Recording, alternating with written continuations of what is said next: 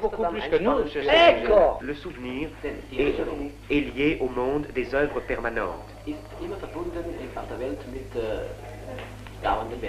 Le souvenir de Rembrandt, ce sont les tableaux dans les musées. Alors nous avons beaucoup d'orgueil, mais pas celui d'être Rembrandt dans les musées.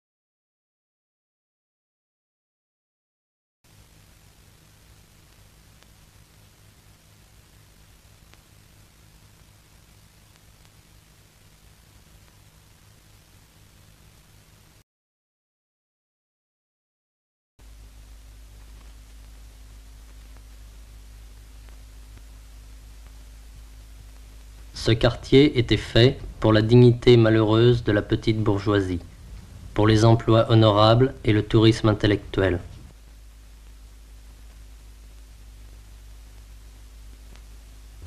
La population sédentaire des étages était abritée des influences de la rue. Ce quartier est resté le même. Il était l'environnement étranger de notre histoire.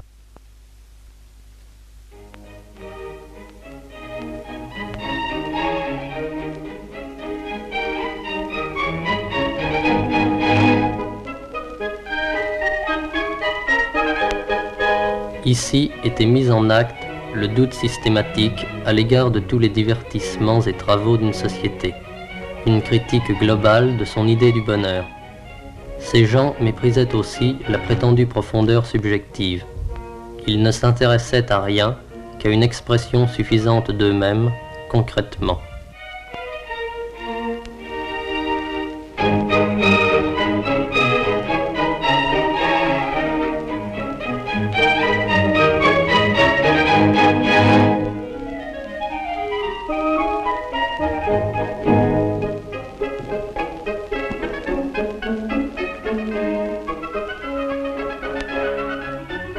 Les êtres humains ne sont pas pleinement conscients de leur vie réelle, agissent le plus souvent en tâtonnant.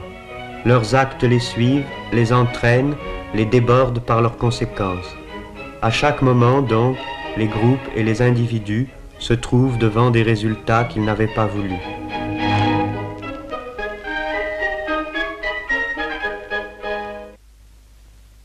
Ce groupe était en marge de l'économie. Il tendait à un rôle de pure consommation, et d'abord de consommation libre de son temps. Il se trouvait ainsi directement occupé des variations qualitatives du quotidien, mais dépourvu de tout moyen d'intervention sur elles.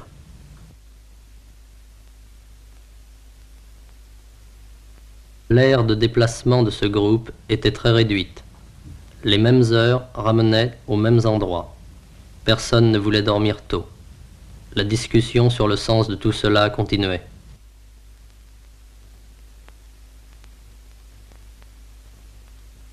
Notre vie est un voyage dans l'hiver et dans la nuit. Nous cherchons notre passage.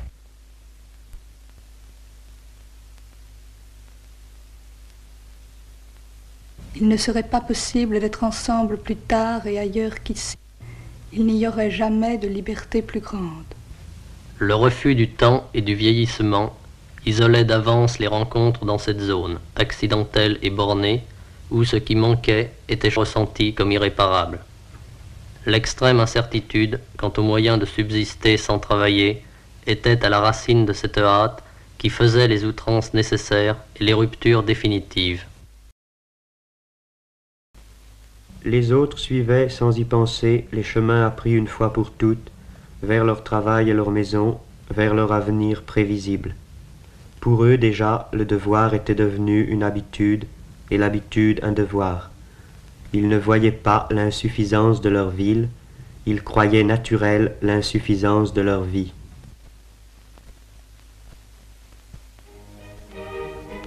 Nous voulions sortir de ce conditionnement à la recherche d'un autre emploi du paysage urbain, de passions nouvelles.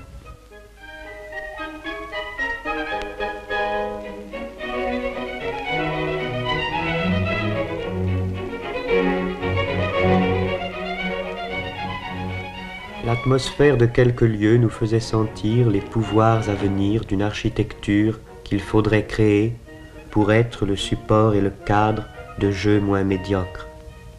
Nous ne pouvions rien attendre de ce que nous n'aurions pas modifié nous-mêmes. Ils disaient que l'oubli était leur passion dominante. Ils voulaient tout réinventer chaque jour, se rendre maîtres et possesseurs de leur propre vie. Après tous les temps morts et les moments perdus, restent ces paysages de cartes postales traversés sans fin, cette distance organisée entre chacun et tous. L'enfance, mais c'est ici, nous n'en sommes jamais sortis. Notre époque accumule des pouvoirs et se rêve rationnel, mais personne ne reconnaît comme sien de tels pouvoirs. Il n'y a nulle part d'accès à l'âge adulte, seulement la transformation possible, un jour, de cette longue inquiétude en sommeil mesuré. C'est parce que personne ne cesse d'être tenu en tutelle. La question n'est pas de constater que les gens vivent plus ou moins pauvrement, mais toujours d'une manière qui leur échappe. En même temps, c'est un monde où nous avons fait l'apprentissage du changement. Rien ne s'y arrête. Il apparaît sans cesse plus mobile. Et ceux qui le produisent, jour après jour, contre eux-mêmes, peuvent se l'approprier, je le sais bien.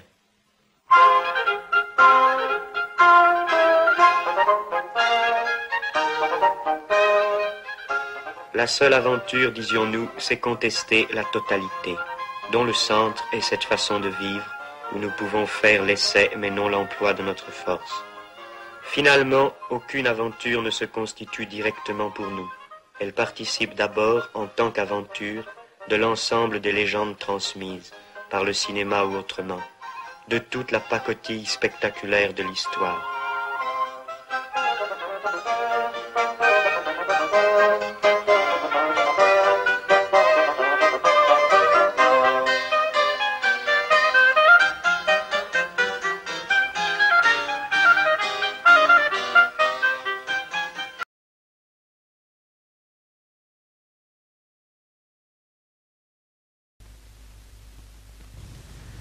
Le milieu urbain proclamait les ordres et les goûts de la société dominante avec une violence égale à celle des journaux. C'est l'homme qui fait l'unité du monde, mais l'homme est répandu partout. Les hommes ne peuvent rien voir autour d'eux qui ne soit leur visage, tout leur parle d'eux-mêmes, leur paysage même est animé. Il y avait partout des obstacles. Il y avait une cohérence dans les obstacles de tout genre. Il maintenait le règne cohérent de la misère. Tout étant lié, il fallait tout changer par une lutte unitaire ou rien. Il fallait rejoindre des masses, mais autour de nous le sommeil. L'apparition d'événements que nous n'avons pas faits, que d'autres ont fait contre nous, nous oblige à mesurer désormais le passage du temps, ses résultats, la transformation de nos propres désirs en événements.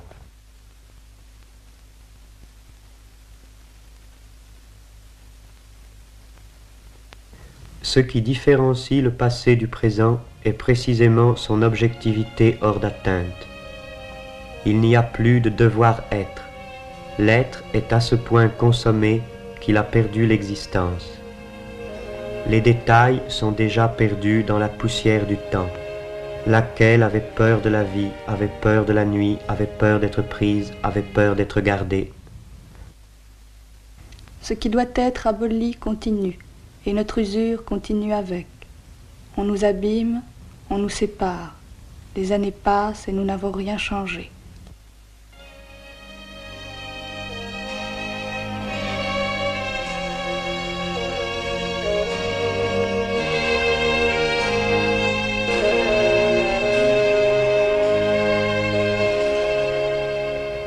Encore une fois, le matin, dans les mêmes rues. Encore une fois, la fatigue de tant de nuits pareillement traversées. C'est une marche qui a beaucoup duré. La littérature abandonnée exerçait tout de même une action retardatrice au niveau de quelques formulations affectives. Il y avait la fatigue et le froid du matin dans ce labyrinthe tant parcouru comme une énigme que nous devions résoudre. C'était une réalité en trompe-l'œil à partir de laquelle il fallait découvrir la richesse possible de la réalité.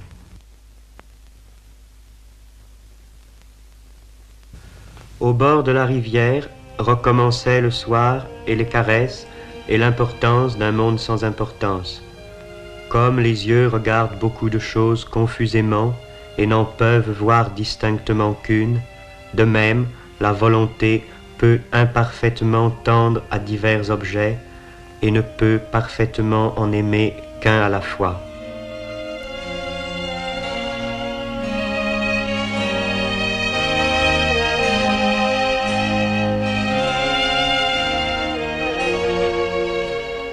Personne ne comptait sur l'avenir.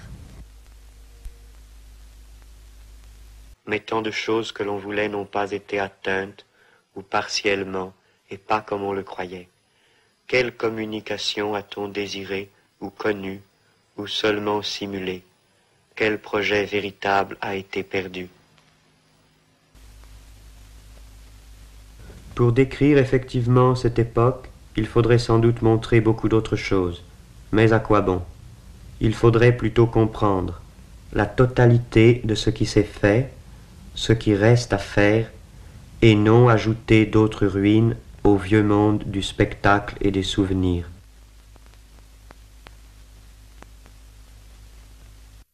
Ce qui n'a pu être oublié reparaît dans les rêves. À la fin de ce genre de rêve, dans le demi-sommeil, les événements sont encore tenus pour réels un bref instant. Et les réactions qu'ils appelleraient se précisent, plus exactement, plus raisonnablement, comme, tant de matin, le souvenir de ce que l'on a bu la veille. Ensuite vient la conscience que tout est faux, que ce n'est qu'un rêve, qu'il n'y a pas de fait nouveau, pas de retour vers cela, pas de prise. Ces rêves sont des éclats du passé non résolu. Ils éclairent unilatéralement des moments autrefois vécus dans la confusion et le doute. Ils font une publicité sans nuance pour ceux de nos besoins qui sont devenus sans réponse.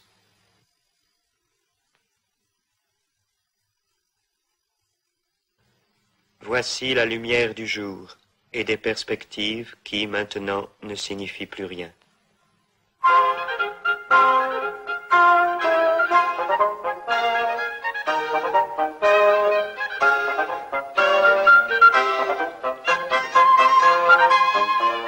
Les secteurs d'une ville sont à un certain niveau lisibles, mais le sens qu'ils ont eu pour nous, personnellement, est intransmissible, comme toute cette clandestinité de la vie privée, sur laquelle on ne possède jamais que des documents dérisoires. On ne conteste jamais réellement une organisation de l'existence sans contester toutes les formes de langage qui appartiennent à cette organisation.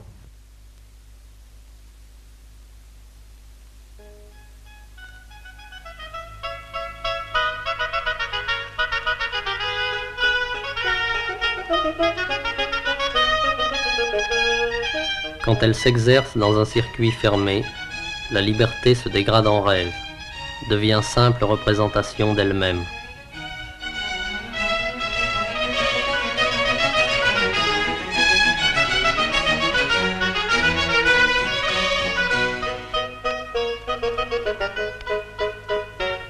L'ambiance du jeu est par nature instable. À tout moment, la vie courante peut reprendre ses droits. La limitation locale du jeu est plus frappante encore que sa limitation temporelle. Tout jeu se déroule dans les contours de son domaine spatial. Autour du quartier, autour de son immobilité fuyante et menacée, s'étendait une ville à demi connue, où les gens ne se rencontraient que par hasard, s'égarait sans retour. Le monopole de la classe dominante sur les instruments qu'il nous fallait contrôler pour réaliser l'art collectif de notre temps nous avait placés en dehors même d'une production culturelle officiellement consacrée à l'illustration et à la répétition du passé. Un film d'art sur cette génération ne sera qu'un film sur l'absence de ses œuvres. Vraiment difficile de boire davantage.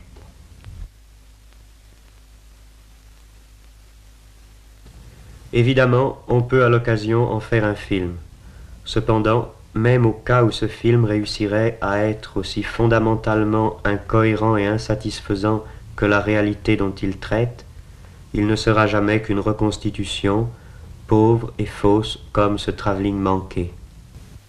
On entend parler de libération du cinéma, mais que nous importe la libération d'un art de plus, à travers lequel Pierre, Jacques ou François pourront exprimer joyeusement leurs sentiments d'esclaves. L'unique entreprise intéressante, c'est la libération de la vie quotidienne, pas seulement dans les perspectives de l'histoire, mais pour nous et tout de suite. Généralement, les événements qui arrivent dans l'existence individuelle telle qu'elle est organisée, ceux qui nous concernent réellement et exigent notre adhésion, sont précisément ceux qui ne méritent rien de plus que de nous trouver spectateurs distants et ennuyés, indifférents. Au contraire, la situation qui est vue à travers une transposition artistique quelconque est assez souvent ce qui attire, ce qui mériterait que l'on devînt acteur, participant. Voilà un paradoxe à renverser, à remettre sur ses pieds. C'est cela qu'il faut réaliser dans les actes.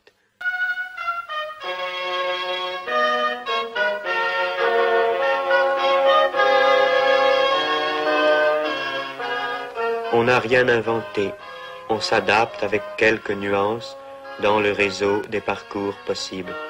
On s'habitue, semble-t-il.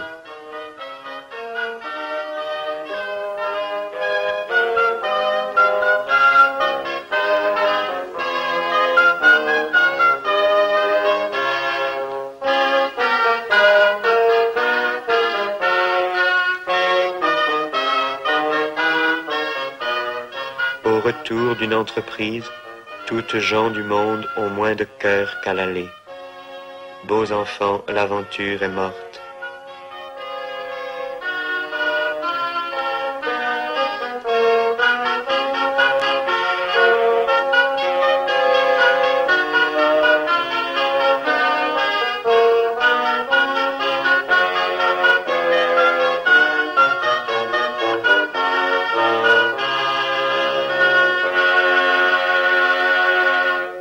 Pourtant, tout équilibre existant est remis en question chaque fois que des hommes inconnus essaient de vivre autrement.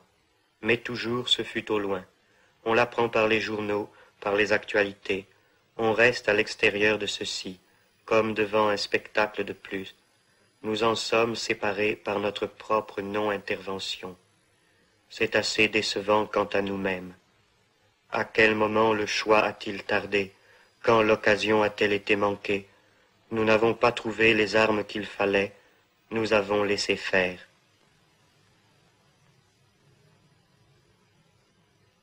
J'ai laissé faire le temps, j'ai laissé perdre ce qu'il fallait défendre.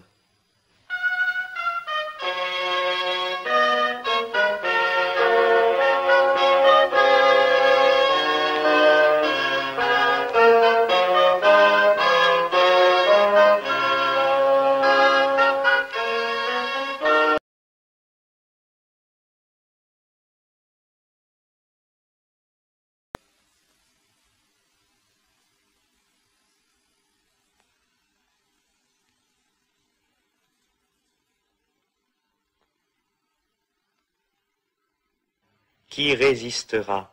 Il faut aller plus loin que cette défaite partielle, bien sûr.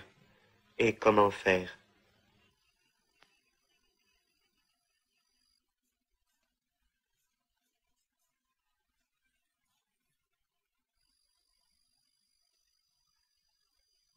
C'est un film qui s'interrompt mais ne s'achève pas. Toutes les conclusions sont encore à tirer, les calculs à refaire, Le problème continue d'être posé, son énoncé se complique, il faut recourir à d'autres moyens.